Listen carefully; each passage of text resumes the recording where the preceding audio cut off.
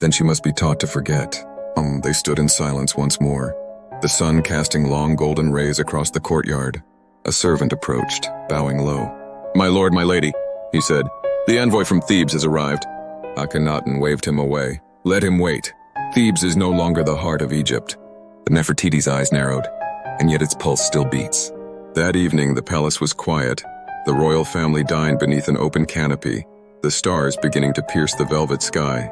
Akhenaten sat at the head, his daughters beside him, their laughter subdued. Nefertiti watched them, her heart heavy. Later, in their private chamber, she confronted him again. "You must listen," she said. "The people suffer, the crops fail, the Nile recedes. They say Aten has turned his face."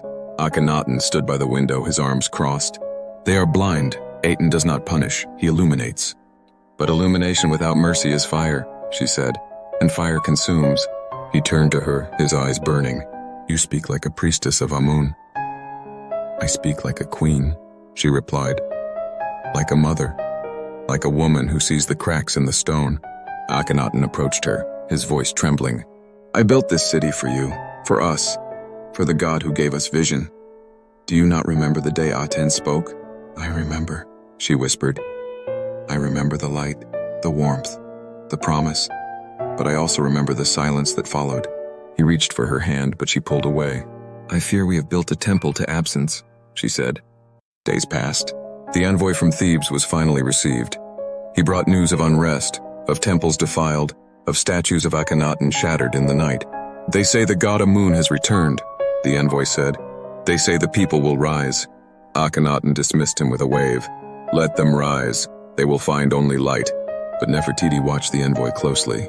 She saw the fear in his eyes, the desperation. That night, she met with her steward in secret.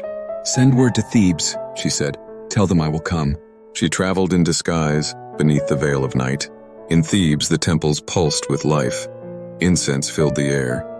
Priests chanted. The people wept with joy. In the temple of Amun, she knelt. "I do not come to worship," she said. "I come to understand." The high priest approached her, his voice gentle. "Then you must listen." And she did. She listened to the stories of gods who walked among men, of rituals that healed, of myths that gave meaning. She listened to the heartbeat of Egypt. When she returned to Akhenaten, she was changed. Akhenaten saw it in her eyes. "You have betrayed me," he said. "I have remembered," she replied. He paced the chamber, his robes trailing like shadows. "You would undo all we have built?" "I would save what remains," she said. "Before it crumbles." He stopped, his voice low.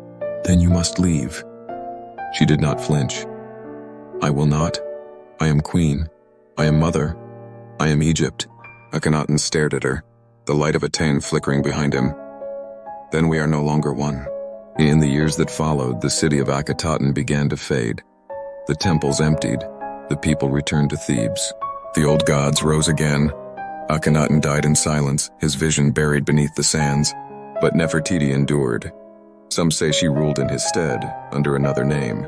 Some say she vanished into legend. But in the hearts of the people she remained, not as a goddess, but as a woman who dared to see,